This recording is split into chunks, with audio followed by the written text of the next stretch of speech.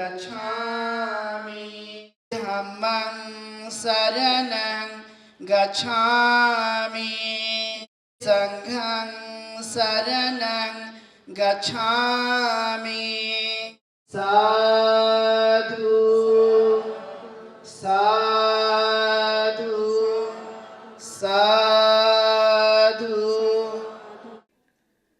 कार्यक्रम का प्रारंभ हो चुका है और साथ ही जैसे कि हमारी परंपरा है कि हम सर्वप्रथम जब भी हम अपना काम करते हैं पंचशील त्रिशरण से होता है।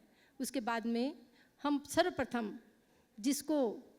जिसने हमें सारे अधिकार दिया, मानव को मानव समझने का अधिकार दिया, उन्होंने जो संविधान हमारे भारत का जो संविधान बनाया उसकी जो प्रस्तावना है उसको हम सर्वप्रथम हर कार्यक्रम में पढ़ते हैं। तो सभी लोग अपना हाथ सामने करेंगे और संविधान की प्रस्तावना को मैं जब बोलूँगी तो उसको दोहराएंगे। सभी लोग सामने हाथ करेंगे। सामाजिक, आर्थिक और राजनैतिक न्याय, विचार, अभिव्यक्ति, विश्वास, धर्म और उपासना की स्वतंत्रता, प्रतिष्ठा और अवसर की समता प्राप्त कराने के लिए तथा उन सब में व्यक्ति की गरिमा और राष्ट्र की एकता और अखंडता सुनिश्चित करने वाली बंधुता बढ़ाने के लिए दृढ़ संकल्प होकर अपनी इस संविधान सभा में आज तारीख 26 नवंबर 1949 ईस्वी मिति मार्ग शुक्ल सप्तमी संवत 2006 विक्रमी को एतद् द्वारा संविधान को अंगीकृत, अधिनियमित और आत्मार्पित करते हैं। पावे परो तोरे भुइया, जय हो छत्तीसगढ़ मैया। रायगढ़ हावे सुघर तोरे मऊरे मुकुट, रायगढ़ हावे सुघर तोरे मऊरे मुकुट।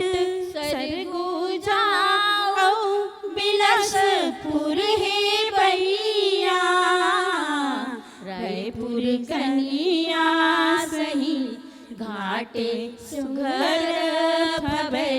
रायपुर कनिया सही घाटे सुघर भवे। दुर्ग बस्तर बने पैजनिया, नांदे गावे नवा करधनिया। महू पावे परम तोरे भुइया, जय हो छत्तीसगढ़ मैया। महू पावे परम तोरे भुइया, जय हो छत्तीसगढ़ मैया। जय हो छत्तीसगढ़ मैया। आप सबका साधुवाद करते हुए 2 लाइनों से फिर से आपका स्वागत करती हूँ।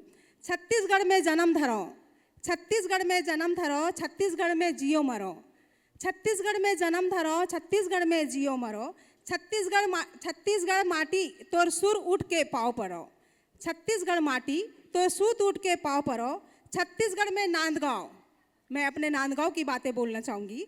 छत्तीसगढ़ में नांदगांव संस्कारधानी के डेरा है। छत्तीसगढ़ में नांदगांव संस्कारधानी के डेरा है। और छत्तीसगढ़िया बोली जैसे गुड़ में पाके केरा है। आप भाषा नहीं समझ पा रहे हो, भावनाओं को ज़रूर समझोगे। हमने छत्तीसगढ़ की जो गाने के रूप में हमने जो बखान किया उसी बखान का एक छोटा सा रूप ये भी था कि हम छत्तीसगढ़िया सबले बढ़िया, छत्तीसगढ़िया सबले बढ़िया, एकदम हमार घुरतुर बोली है तुम्हार मन मोहाल ही। भारत देश में बौद्ध धर्म के पुनरुद्धारक के रूप में अनागारिक धम्मपाल के योगदान को आज स्मरण करने के लिए 17 सितंबर उनकी जयंती मनाई जा रही है। उन्होंने भारत में ही नहीं अपितु विश्व के अनेक देशों में बुद्ध धम्म का प्रचार प्रसार करते रहे। उन्होंने महाबोधि सोसाइटी की स्थापना की। सबसे पहले कलकत्ता में महाबोधि सोसाइटी की स्थापना की गई और अपना मुख्यालय उन्होंने कलकत्ता में रखा। सारनाथ के मूलगंधकुटी विहार की स्थापना की, जहां पर तथागत बुद्ध ने प्रथम वर्षावास किया था। सारनाथ में विहार के सामने उनकी आज भी मूर्ति स्थापित है। भारतीय महिलाओं के कल्याण में बोधिसत्व डॉक्टर बाबा साहब आम्बेडकर का योगदान भुलाया नहीं जा सकता। बाबा साहब कहते हैं, मैं किसी समाज की उन्नति का अनुमान उस समाज की महिलाओं की प्रगति से मापता हूँ। भारत की धरती पर 2 ही ऐसे महापुरुष पैदा हुए जिन्होंने मनुष्य जाति की दशा और दिशा ही बदल दी, जिनके कारण दुनिया की प्रतिष्ठा और सम्मान बढ़ा, और वो है तथागत गौतम बुद्ध और डॉक्टर बाबा साहब आम्बेडकर। महिला सशक्तिकरण संघ के संस्थापक एवं आज के कार्यक्रम की अध्यक्षता कर रहे पूज्य भंते डॉक्टर चंद्र कीर्ति जी ने सन 2016 में महिला सशक्तिकरण संघ की स्थापना की, जिसका उद्देश्य महिलाओं का सर्वांगीण विकास, सामाजिक, आर्थिक, शैक्षणिक, राजनैतिक, धार्मिक और संविधान में प्राप्त अधिकार और कर्तव्यों को विस्तृत जानकारी देना, निःशक्त महिलाओं को सशक्त बनाना। दिसंबर 2019 को भंते जी की अध्यक्षता में छत्तीसगढ़ में महिला सशक्तिकरण की स्थापना की गई थी। आज महिला सशक्तिकरण संघ पूरे छत्तीसगढ़ के 5 या 6 जिलों में काम कर रही है। डॉक्टर बाबा साहब आम्बेडकर ने देश को संविधान लिखकर तत्कालीन राष्ट्रपति डॉक्टर राजेंद्र प्रसाद को सौंपा था, जिसमें महिलाओं के उत्थान के लिए, उनको मुख्य धारा में लाने के लिए कई कानून बनाए। उसी को ध्यान में रखते हुए हमारे पूज्य भदंत डॉक्टर चंद्र कीर्ति जी ने 2016 में जो महिला सशक्तिकरण संघ के संस्थापक एवं आज के कार्यक्रम की अध्यक्षता कर रहे 2016 में नागपुर में महिला सशक्तिकरण संघ की स्थापना की, जिसका उद्देश्य महिलाओं की प्रगति और हर क्षेत्र में सशक्त बनाने का कार्यक्रम चलाना। महिला सशक्तिकरण संघ अनेक कार्य करती है, जैसे विपरीत काल, कोरोना काल में खाद्य पदार्थ उपलब्ध कराना, गरीब बच्चों विद्यार्थियों की मदद करना। इस संस्था के माध्यम से कार्यशाला, प्रशिक्षण, सेमिनार और विशेष चर्चा का सत्र आयोजन भी किया जाता है। अनागरिक धम्मपाल जी की जयंती के अवसर पर यहाँ पर बहुत अच्छा कार्यक्रम आयोजित किया। जैसे कि आप सभी लोग जानते हैं कि अनागरिक धम्मपाल जी का जन्म श्रीलंका में हुआ था। उसके बाद उन्होंने भारत में और यूरोप, अमेरिका और अन्य देशों में बौद्ध धर्म के कार्यों को आगे बढ़ाने का कार्य किया। मैं आज जिनकी और जयंती है वी रामास्वामी पेरियार जी का, जिनका आप सभी लोग जानते हैं कि आधुनिक भारत का जो सपना देखा गया, बाबा साहब ने, पेरियार जी ने, जिन्होंने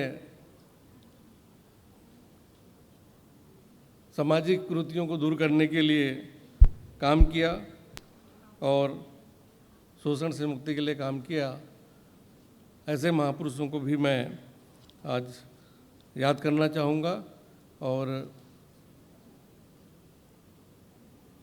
महिला सशक्तिकरण संघ को पुनः बहुत बहुत बधाई देता हूँ कि उन्होंने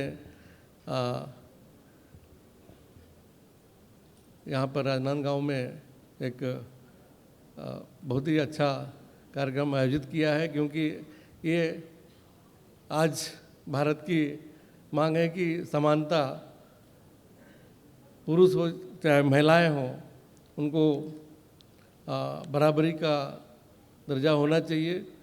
और जिस तरीके से हमारे प्राचीन भारत में जो स्थितियां थी और आज आधुनिक भारत में हम देख रहे हैं कि बाबा साहब के द्वारा संविधान में प्रावधान के कारण ही आज यदि देश की राष्ट्रपति जी महिला पदासीन है तो आज संविधान की देन है। और महापौर के जो रूप में भी जो है हेमा जी यहाँ पर विराजमान है तो ये भारत के संविधान की देन है। और मैं अपने लिए बताना चाहूँगा कि आज यदि एक IAS अधिकारी के रूप में आप लोगों के सामने खड़ा हूँ तो ये बाबा साहेब के आरक्षण और संविधान में प्रावधान के कारण ही उपस्थित हूँ। और मेरा जो यहाँ सम्मान किया गया उसके लिए भी मैं महिला सशक्तिकरण संघ को बहुत बहुत आभार व्यक्त करता हूँ कि अब मैं दुर्ग से रायपुर जो है सचिव के रूप में मेरे पास 2 विभाग रहेंगे, आवास पर्यावरण विभाग और वाणिज्य कर में जो आबकारी विभाग है इसके सचिव के रूप में मेरा रायपुर में पदस्थापना हुआ है। मैं ज्वाइन भी कर लिया हूँ और 1 सप्ताह से जो है मैं नए दायित्व को समझने उसकी समीक्षा करने में लगा हूँ। उसके लिए भी मैं राज्य शासन का बहुत बहुत आभार व्यक्त करता हूँ, धन्यवाद करता हूँ कि मुझे एक बड़े दायित्व के लिए जो है इसके लिए चुना गया है। महिला अगर आज सशक्त है तो उसके कारण है भीमराव अंबेडकर, बाबा साहब भीमराव अंबेडकर। मुझे लगता है संविधान में जगह नहीं मिलती, कुरीतियाँ खत्म नहीं मिलती, महिलाओं को सम्मान नहीं मिलता तो आज महिलाएं घूंघट में होती, इस मंच पे नहीं होती। तो कितना भी धन्यवाद दें उनको, मुझे लगता है अनंत समय गुजर जाएगा लेकिन हमको पुनः बाबा साहब अंबेडकर जैसा व्यक्ति शायद कोई नहीं मिल पाएगा, जिन्होंने अपनी शिक्षा के लिए संघर्ष किया। स्वयं के लिए तो सब संघर्ष करते हैं लेकिन दूसरों के लिए कोई संघर्ष नहीं करता। अगर बाबा साहब ने पूरे विश्व के लिए और हमारे पूरे भारत देश के लिए, भारत में रहने वाले हर नागरिक के लिए संघर्ष किया तो बाबा साहब थे जिन्होंने संघर्ष किया। आज महिलाएं जब शिक्षित हो रही हैं तो निश्चित रूप से पद में भी आगे बढ़ रही हैं। लोग कहते हैं या हम कहते हैं आधी आबादी हमारी है और आधी आबादी को सम्मान मिल रहा है क्योंकि वो शिक्षित है, अपनी जगह स्वयं बना रही है और शिक्षा के क्षेत्र में लगातार आगे बढ़ते चल रही है। चाहे आप अंतरिक्ष की बात करिए तो महिला आगे जा रही है, चाहे आप कॉरपोरेट सेक्टर की बात करिए तो महिला आगे जा रही है, राजनीति के क्षेत्र की बात करिए चाहे राष्ट्रपति हो चाहे प्रधानमंत्री, वहाँ भी महिला ने अपनी जगह बनाई। तो ये अधिकार जो हमको मिला है, हम आगे बढ़ रहे हैं। मुझे नहीं लगता कि हम कमज़ोर हैं कहीं, हम सशक्त हैं। सशक्त हैं, सामाजिक रूप से भी सशक्त हैं, आर्थिक रूप से भी सशक्त हैं और राजनीतिक परिस्थितियों में भी सशक्त हैं। बस आवश्यकता है तो इस सशक्तिकरण को आगे बढ़ाने की कि आप कितने प्रतिशत में सशक्त होते चले जा रहे हैं। जहाँ 50% आबादी की बात करते हैं, अगर हम 20% सशक्त हैं तो कहीं ना कहीं 10% भी सशक्तिकरण के रास्ते में चल रहे हैं और कुछ को चलाने की आवश्यकता है। तो वहाँ हमारी आवश्यकता है कि हम उस जगह पे मेहनत करें, मेहनत करके उन लोगों को आगे लाएं और सशक्त करें।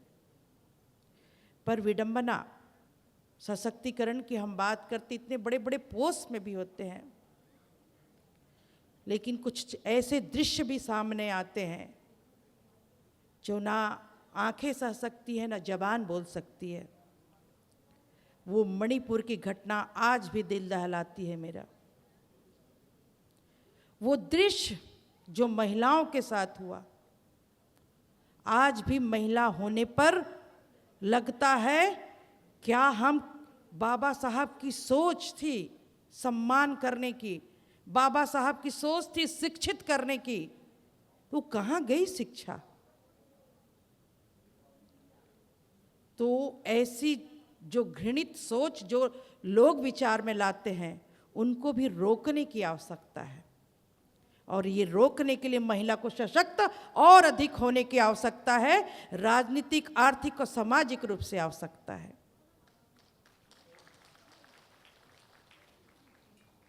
मैं हर बार कहती हूँ कि सत्य को कहने के लिए किसी शपथ की जरूरत नहीं होती है, सत्य को कहने के लिए किसी शपथ की जरूरत नहीं होती है, और नदी को बहने के लिए किसी पथ की जरूरत नहीं होती, किसी पथ की जरूरत नहीं है। निश्चित रूप से आप सत्य जहाँ बोलना है तो जोर से बोलिए, दम से बोलिए, कोई रोक नहीं सकेगा आपको, क्योंकि हमेशा सत्य ही जीतता है। सत्यमेव जयते इसलिए कहा गया है। दायरों में कब तक रखेगी अपने आप को, बीत गई सदियां पहचान अपने आप को। एक कविता थी मेरी कि दायरों में कब तक रखेगी अपने आप को, बीत गई सदियां पहचान अपने आप को। ग्रंथ कहते नर नारी दिया और बाती है, ग्रंथ कहते नर नारी दिया और बाती है, जिंदगी की रस्में फिर तू ही क्यों निभाती है।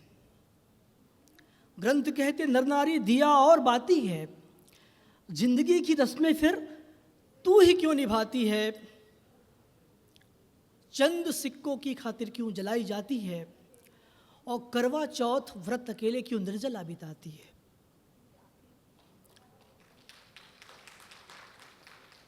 ये आज का महिला सशक्तिकरण संघ भारत जिला राजनांदगांव छत्तीसगढ़ के तत्वाधान में भदंत अनागारिक की जयंती समारोह में उपस्थित मुख्य अतिथि माननीय श्री एमडी कावरे सर जी अध्यक्षता कर रहे, भदंत डॉक्टर चंद्रकीर्ति जी, आयुष्मती प्रज्ञा बौद्ध जी, माननीय हेमा देशमुख मैम जी, माननीय संगीता राज गजभिये जी, माननीय मंजूलाल जी जो लंदन से पधारी हैं, माननीय कन्हैयालाल खोबरागढ़े जी, माननीय बीपी मेश्राम जी, माननीय एसआर कांडे जी, माननीय गणवीर वानखेड़े जी, आयुष्मती सरोज राज्यवर्धन जी, माननीय अरुण मेश्राम जी, डॉक्टर केएल टांडेकर जी, माननीय आयुष्मती सुरेखा प्रसेनजीत जी, माननीय आयुष्मती नंदिनी गौतम जी, माननीय आयुष्मती विद्या जन रोड़े जी, माननीय कांति कुमार फुले जी, माननीय हरविंदर आज़ाद जी, माननीय आशीष चौहान जी, आयुष्मती प्रिया शहारे जी, आयुष्मती रजनी नगरारी जी, आयुष्मती करुणा भुजाड़े जी, और आप सभी मेरे राजनांदगांव शहर के और प्रदेश से आए हुए विभिन्न प्रांतों से, शहरों से जो गणमान्य नागरिक बौद्ध उपासक उपासिकाएँ हैं, मेरा सादर जय भीम स्वीकार करेंगे। बहुत बड़ा आयोजन है और बहुत लोगों को कहना है। मैं बस कुछ बातें अपनी रखता हूँ। क्या है कि अभी बीच में एक कैंप था बामसेप का, उसमें भी मैंने अपनी बात रखी थी कि एक बहुत बड़ी जनसंख्या महिला वर्ग की है। अमूमन 50% जनसंख्या महिला वर्ग की होती है किसी भी सोसाइटी में, पर हमेशा इस इतने बड़े समूह को हमने उपेक्षित किया। पुरुष उनसे उपेक्षा भी करता है और अपेक्षा भी करता है। अभी मैं सोचता हूं कि उपेक्षा और अपेक्षा एक साथ कैसे चल सकता है। आप एक तरफ उपेक्षा करना चाहेंगे और उनसे अपेक्षा भी करना चाहेंगे, तो यह संभव नहीं होगा। आज भारत में जितने भी बौद्ध तीर्थ हम देख रहे हैं अच्छी हालत में, यदि धम्मपाल जी का भारत में आगमन नहीं होता तो ये सारे तीर्थ आज भी विलुप्त रहते और खंडहर के रूप में तब्दील हो जाते।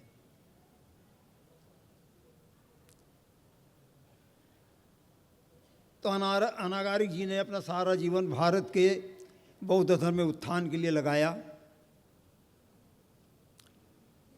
कुछ दिनों के बाद बहुत भिक्षु बन गए, श्रामणेर बने, फिर उपसंपदा हुई। शिकागो में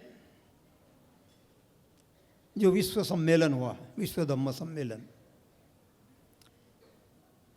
तो भारत से स्वामी विवेकानंद जी गए थे भारत का प्रतिनिधित्व करने, लेकिन धम्मपाल जी समग्र विश्व के बुद्धिस्ट लोगों का नेतृत्व करने के लिए पहुंचे थे, पूरे विश्व के बौद्धों का, समझ लीजिए।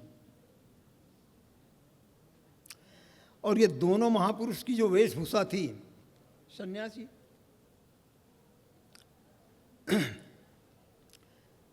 इन दोनों के बोलने से उस सभा मंच में लगभग 7,000 श्रोता आए थे। और ऐसे ही नहीं आए थे, पान गुटखा खाने वाले नहीं आए थे, बड़े बड़े विद्वान, हर धर्म के ज्ञाता, वो सब 7,000 लोगों की भीड़ थी वहाँ। और उस भीड़ में इन दोनों ने भारत के दर्शन का प्रभाव डाला। भारत में आए, बहुत तब तक इनके शिष्य बन गए। आपने विश्व भर में महाबोधि संस्था की स्थापना की। अंग्रेजी में महाबोधि पत्रिका भी निकलती थी कलकत्ता से। कलकत्ता आज भी महाबोधि सोसाइटी का हेड ऑफिस है। आप लोगों को मालूम होगा, जब बाबा साहब ने नागपुर के पवित्र दीक्षा भूमि में धम्म दीक्षा ली,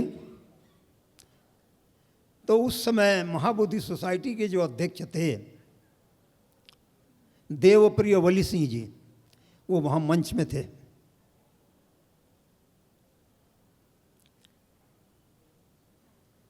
बहुत सी पुस्तकों का प्रकाशन हुआ, रात दिन इधर उधर आना जाना हुआ। विदेश की महिलाओं ने इनके काम को देखकर बहुत सारी धनराशि दी बुद्ध धर्म को आगे बढ़ाने के लिए।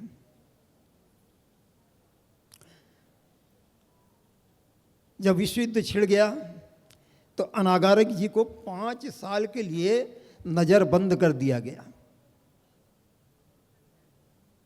विश्व भर घूमते थे, ब्रिटिश सरकार घबराती थी। 5 सालों के बाद प्रतिबंध हटा और वो पुनः धर्म के कार्य में लग गए। मैं 2 मिनट में अपनी अंतिम बात को पूरा करता हूँ। धर्मपाल की माता जी का नाम मल्लिका, और भगवान बुद्ध के ज़माने में भी एक मल्लिका हुई थी। यदि आपने ध्यान से बौद्ध शास्त्रों को पढ़ा है तो ये जो मल्लिका थी, ये महाराज प्रसेनजीत, कौशल नरेश महाराज प्रसेनजीत की पत्नी थी मल्लिका। तो मल्लिका गर्भवती रही और राजा प्रसेनजीत जब भगवान बुद्ध श्रावस्ती में थे तो उनका प्रवचन सुनने रोज जाते थे। नियमित प्रवचन सुनने के कारण वो सभागार में पहुंचे भगवान बुद्ध का प्रवचन सुनने।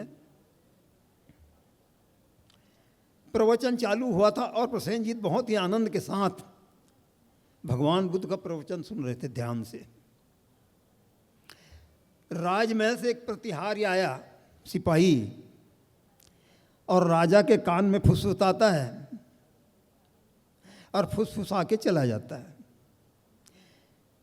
उस सिपाही की बात, राज दरबारी की बात सुनकर प्रसेनजीत का मुंह छोटा सा हो जाता है, बिल्कुल चिंता मग्न है। भगवान बुद्ध ने उनके चेहरे पर जो रौनक थी अचानक गायब होते देखा, तो प्रवचन को रोककर महाराज प्रसेनजीत से कहते हैं कि अभी तो बहुत ही प्रसन्न चित्त से मेरी बात सुन रहे थे, लेकिन अभी जो आपका सिपाही आया, प्रतिहारी आया, उसकी बात सुनते ही आप गुमसुम हो गए, बड़े दुखी हो गए, क्या बात है?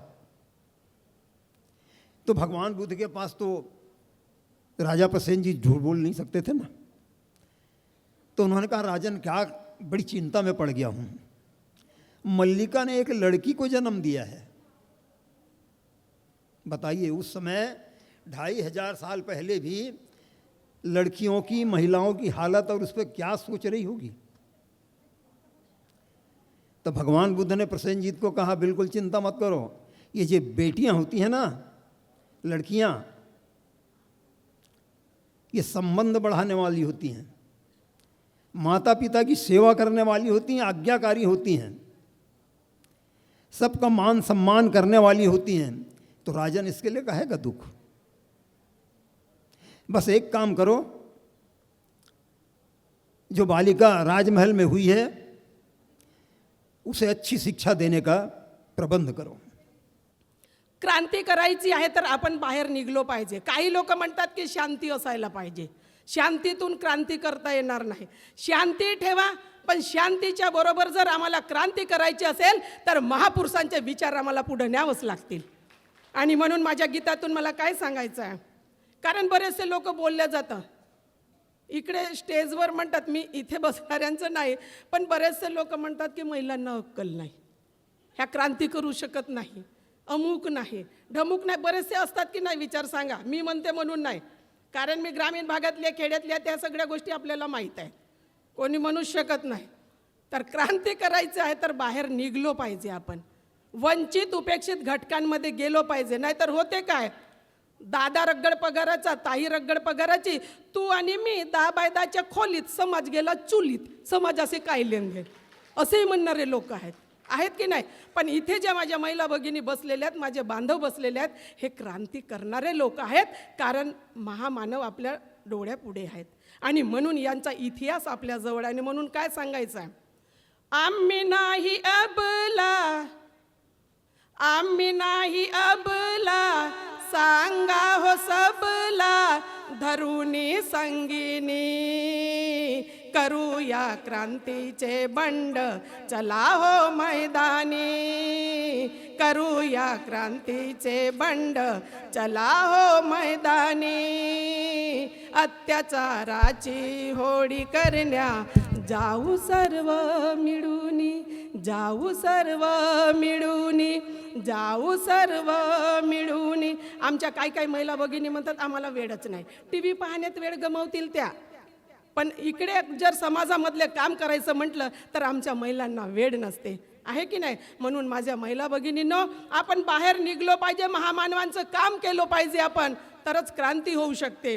आणि म्हणून काय सांगायचं माझ्या गीतातून, हात जे रांधण्याच्या कामी, सदा जे वाढण्याच्या कामी, हात जे रांधण्याच्या कामी, सदा जे वाढण्याच्या कामी, नका ते ठेवू गुंतुनी, शस्त्र घे हाती नेटानी, कंगन फेकून दे, खांद्याला खांदा दे, कंगन फेकून दे, खांद्याला खांदा दे, शस्त्राची धार हो, करण्यासाठी वार हो, सज्ज पुढे होऊनी, करूया क्रांतीचे बंड, चला हो मैदानी, अत्याचाराची होळी करण्या, जाऊ सर्व मिळूनी, जाऊ सर्व मिळूनी।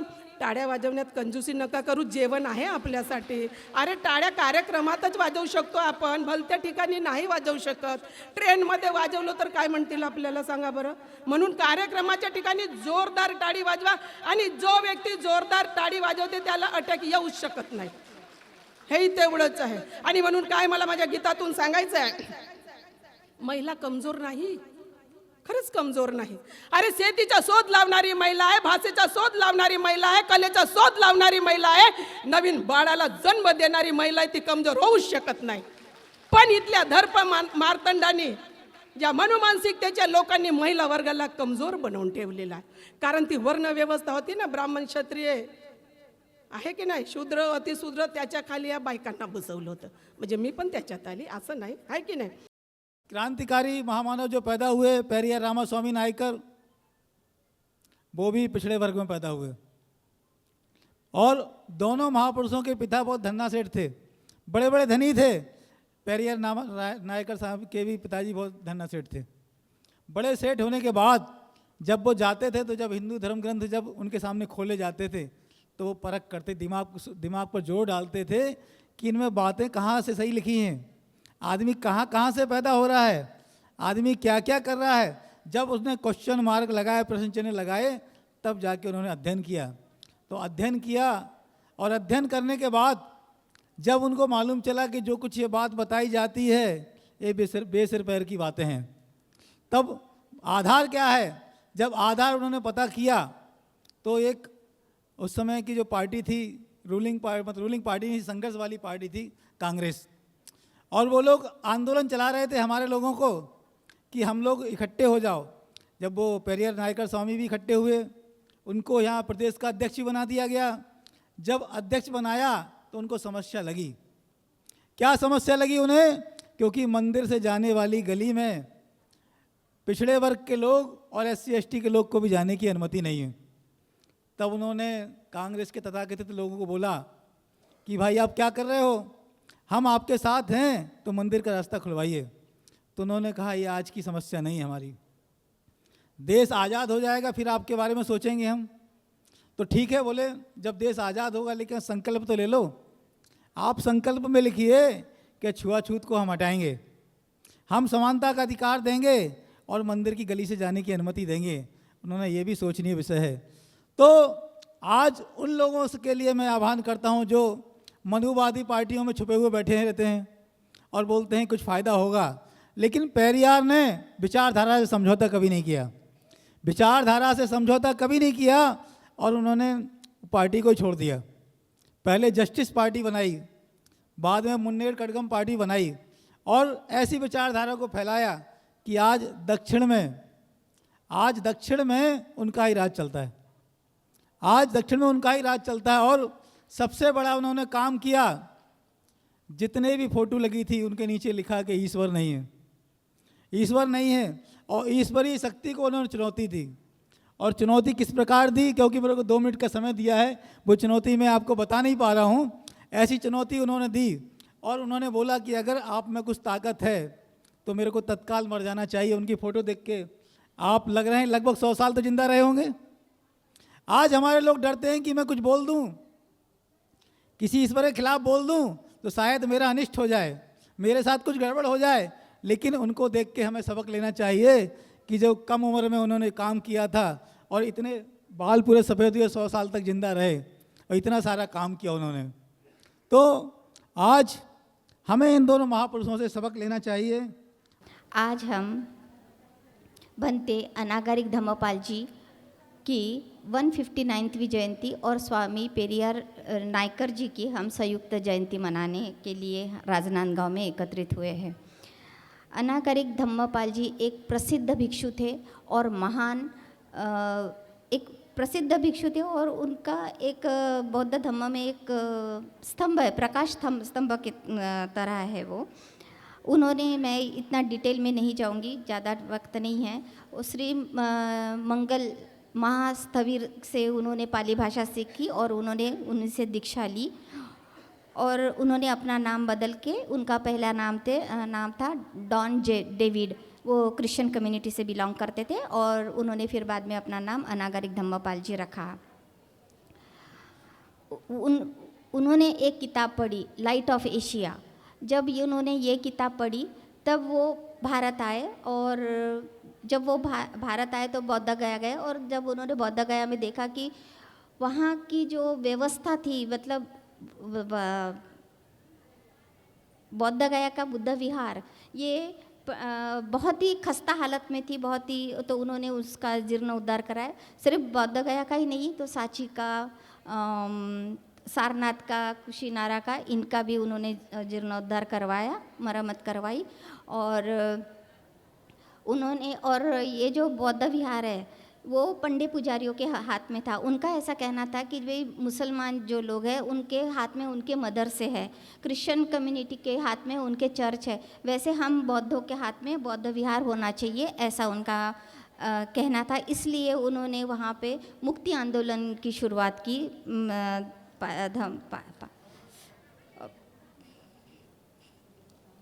अनागारिक धम्मपाल जी ने। और वहाँ के, यहाँ के जो जब वो आए तब वो बौद्ध जो धम्म था वो बिल्कुल ख़त्म होने की कगार पे था, मतलब ख़त्म ही हो चुका था। उन्होंने उनको फिर से आगे बढ़ाया और उन्होंने जो पंडित पुजारियों के हाथ में था तो उन्होंने एक सिविल मुकदमा दायर किया और उसमें वो मुकदमा लड़े और लड़ने के बाद ये बात हुई कि बिहार सरकार ने 5 लोगों की कमेटी बनाई और ये अभी भी हमारे हाथ में नहीं है। अभी भी हम बौद्ध गया का महाबोधि विहार अभी भी हमारे हाथ में नहीं है। अभी भी उनके 2 लोग हैं, हमारे 2 लोग हैं, तो अभी भी वो नहीं हाथ में नहीं आया। पर ये हुआ कि हमको वो विहार में जाने की अनुमति नहीं थी, बौद्ध लोगों को जाने की अनुमति नहीं थी, वो अनुमति हमें मिली। ये लड़ाई जब लड़े, उन्होंने मुकदमा जब लड़ा, तो उसका परिणाम स्वरूप ये ऐसे हुआ कि वो हम लोग वहाँ जा सकते हैं। इन्होंने स्वामी अनागरिक धम्मपाल जी ने गांव-गांव जाके बहुत प्रचार प्रसार किया, पर्यावरण का बहुत प्रचार प्रसार किया। और वो प्रचार प्रसार जब करते थे तब उनकी जो बॉडी लैंग्वेज थी या जो बोलने का ढंग था, ये तो उससे काफ़ी लोग प्रभावित होते थे और बहुत लोगों ने बौद्ध धर्म उस वक्त स्वीकारा भी है। उसी में एक नाम ये भी आता है मेरी फास्टर। ये होनोलुलु की रहने वाली महिला थी और वो बहुत प्रभावित हुई थी। और वो प्रभावित होने के बाद उन्होंने इनको सहायता दी। तो उस वक्त 19वीं सेंचुरी के स्टार्टिंग में बोलो तो उस वक्त उन्होंने 1 महीने में के 3000 रुपीज़ दिए, जो आज के तारीख में मुझे लगता है अप्रॉक्सीमेटली 3 लाख के करीब हुए होंगे। तो वो उन्होंने 1 महीना नहीं दिया, ऐसे 10 साल उन्होंने वो उनको जो राशि है वो दान दिया कि 3000 रुपीज़ पर मंथ उस वक्त दिया। उसके कारण क्या हुआ कि जो महाबोधि सोसाइटी उन्होंने जो स्थापन की थी उसको काफ़ी बल मिला। इसके चलते उन्होंने बहुत से स्कूल, कॉलेजेस, हॉस्पिटल्स खुलवाए और जो भी हमारे बौद्ध स्थल है उनका बहुत मरम्मत की और अच्छे उनका जीर्णोद्धार किया। इसके कारण महाबोधि सोसाइटी आज 120 देशों में कार्यरत है। भारत में प्रथम बौद्ध धर्म के पुनर्जागरण करता अनागरिक धम्मपाल जी का जन्म 17 सितंबर 1864 में कोलंबो, श्रीलंका में एक बौद्ध परिवार में हुआ था। उनके पापा का नाम था केरोलिस हेवावित्रन और माता का नाम था मल्लिका। एक बौद्ध परिवार में जन्मे अनागरिक धम्मपाल को जन्मजात में ही बौद्ध संस्कार प्राप्त हुए थे। कुशाग्र बुद्धि होने के कारण उनको पूरा त्रिपिटक युवावस्था तक पूरा पढ़ लिया था और याद कर लिया था। बचपन से ही अनागरिक धम्मपाल की हसरत रही कि वे पुण्य भूमि का दर्शन करेंगे और श्रीलंका, बर्मा, यूरोप आदि देशों में भारत को पुण्य भूमि कहा जाता है। भारत को पुण्य भूमि इसलिए कहा जाता है क्योंकि यह तथागत की जन्मभूमि है, इसलिए इसको भारत के पुण्य भूमि कहा जाता है, जो हमारे सभी दर्शनीय स्थल है। एक ईसाई मिशनरी स्कूल में पढ़ाई करने के कारण इनका नाम डॉन डेविड रखा गया था, जो इन्हें कतई पसंद नहीं था। फिर उसके बाद में इनको यूरोपीय रहन सहन और विदेशी शासन से काफ़ी घृणा थी। युवावस्था में इन्होंने अपनी पढ़ाई पूरी करी और उसके बाद अंग्रेजी शासन के विरुद्ध क्रांतिकारी कदम उठाया और अपना नाम डॉन डेविड त्याग कर अनागरिक धम्मपाल रखा। अनागरिक का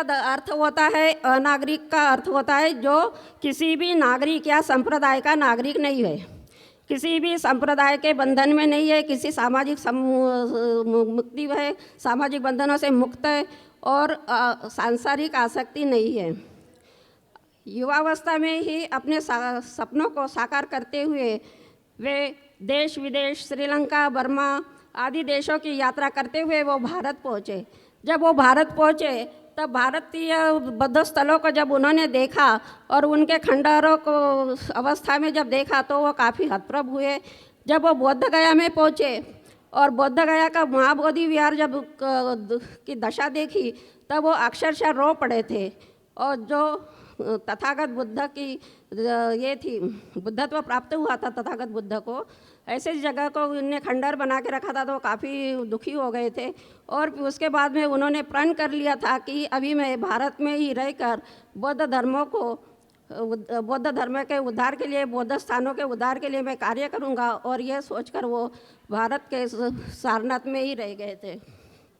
इसके बाद उन्होंने भारत में रहकर बौद्ध तीर्थों का उद्धार का संकल्प लिया और एक राष्ट्रव्यापी और विश्वव्यापी आंदोलन चलाया। एक बौद्ध सांस्कृतिक सम्मेलन का आयोजन किया जिसमें भारत सहित अन्य देश, जापान, श्रीलंका, बर्मा, चीन इत्यादि देशों के प्रतिनिधि सम्मिलित हुए थे। 31 मई 1891 में धम्मपाल ने महाबोधि सोसाइटी की स्थापना की। सन 1893 में शिकागो, अमेरिका के में आयोजित विश्व सम्मेलन में भी हिस्सा लिया था, जिसमें स्वामी विवेकानंद भी सम्मिलित हुए थे। अनागरिक धम्मपाल और स्वामी विवेकानंद जी बोध गया में साथ साथ रहे थे। दोनों में अच्छी मैत्री थी, दोनों एक दूसरे से काफ़ी प्रभावित हुए थे। अनागरिक धम्मपाल के सानिध्य में ही स्वामी विवेकानंद जी ने बौद्ध दर्शन का अध्ययन किया था तथा शून्यवाद से अत्यधिक प्रभावित हुए थे।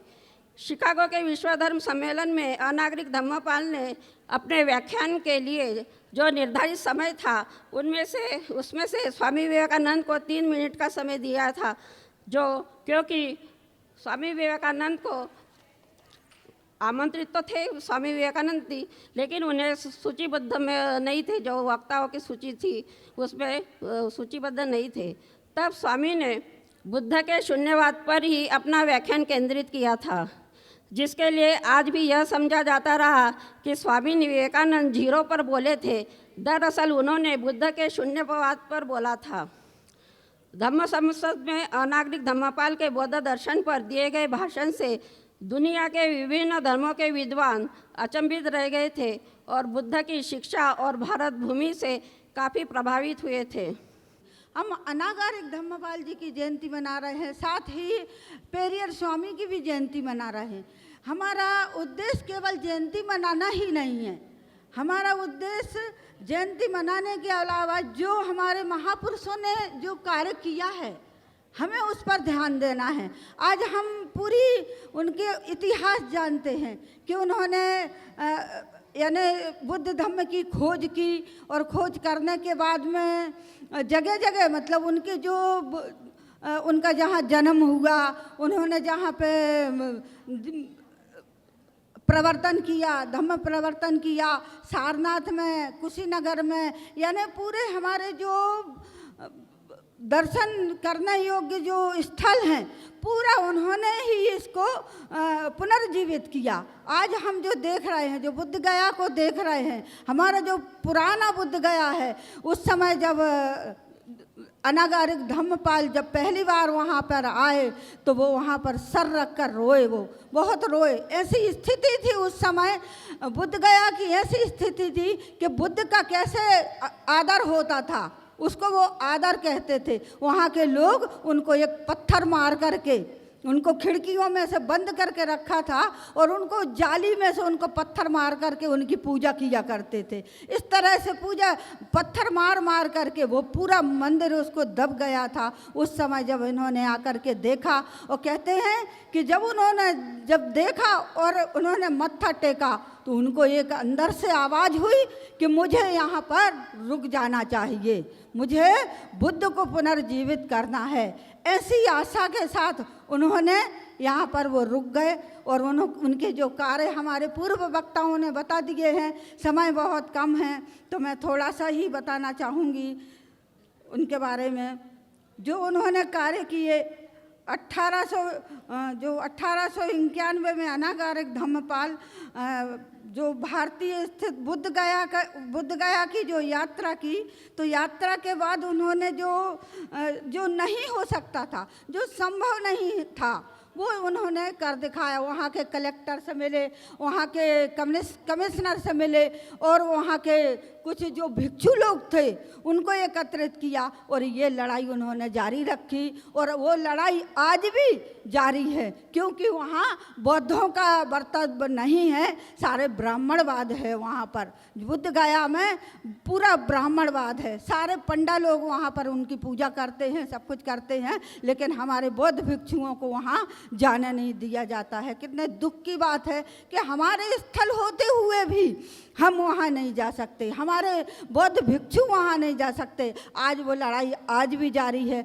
आज अगर बौद्धों की एकता अगर होती तो ये लड़ाई करने की ज़रूरत नहीं होती। लेकिन विडंबना यही है कि हम आगे नहीं बढ़ते, हम साथ नहीं देते। कहाँ तक हमारे भिक्षु लोग वो करेंगे? जब हमारे उपासक साथ नहीं देंगे तो हम कैसे ये कार्य कर सकते हैं? आज उनके बारे में सभी लोगों ने, आप लोगों ने सुना, लेकिन हम यहीं सुन कर के यहीं ख़त्म ना करें। उन्होंने जो कार्य किए हैं हमें वो कार्य करना होगा।